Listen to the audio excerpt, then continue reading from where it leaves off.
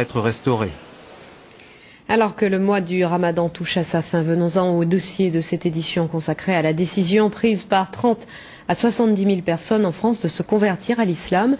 Ce sont essentiellement des femmes qui font ce choix. Pour quelles raisons? C'est ce que Pierre Nicolas et Jean-Michel Mier ont demandé à 2 d'entre elles. Écoutons leur témoignage. Géraldine est fière. Fière d'être bretonne, fière d'être française et fière d'être musulmane. Aujourd'hui, quand elle se promène avec ses enfants dans cette cité de l'Essonne, c'est la mosquée qui l'attire, plus l'église. Avant, lors des journées mondiales de la jeunesse, elle lançait des hurrahs au pape, la croix au cou. Pied de nez au Vatican, c'est le 15 août dernier, jour de l'Assomption, qu'elle a finalement choisi d'embrasser l'islam. Elle n'a eu qu'une phrase à prononcer.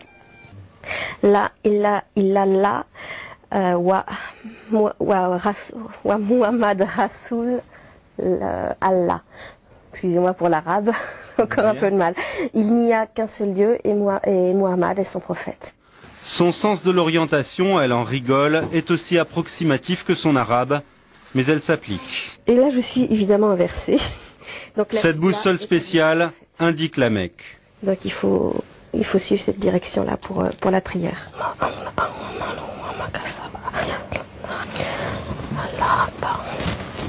Depuis qu'elle porte le voile, sa fille trouve que maman ressemble à une africaine, mais Géraldine se sent mieux dans sa peau. Avant ma conversion, il me prenait plus pour une femme française facile, etc. On va dire vraiment quelqu'un qu'on va draguer et c'est tout.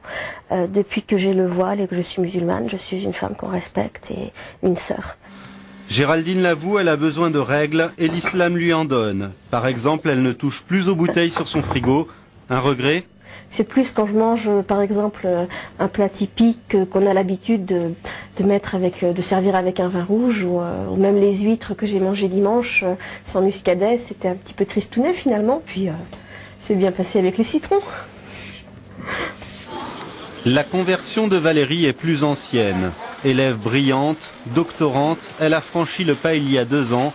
On ne peut pas dire que ses parents ont mal réagi, mais ce n'était pas non plus le fol enthousiasme dans sa famille. Je dirais pas que ça les a intéressés. C'est-à-dire que je pense pas qu'il y ait une personne dans ma famille qui ait lu un livre sur l'islam depuis ma conversion. Ou qui ait fait une quelconque recherche. C'est plutôt arrête de nous saouler avec ça.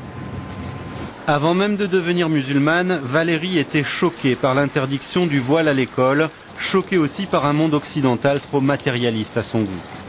Ce qui me choque le plus, c'est sur quoi on valorise les personnes en fait.